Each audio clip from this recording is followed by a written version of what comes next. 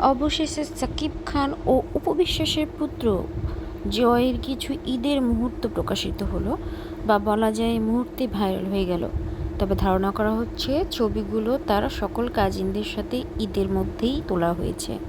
যদিও এখানে সাকিব খানের উপস্থিতি টের পাওয়া যাচ্ছে না, কিন্তু সাকিবের বোনের বাড়ি যেহেতু, তাই নেটিজন মনে করছে সাকিব, অপু, জয় মিলে সবাই একসাথে ঈদ পালন করেছে। যদিও এর আগে অপবিশ্বাসের মান অভিমানের কথা চলছিল বুবলির একটা সাক্ষাৎকার দেওয়া নিয়ে, যেখানে বুবলি বলেছে তাদের মধ্যে সব ঠিকঠাক হয়ে যাবে, এখনও ডিভোর্স হয়নি।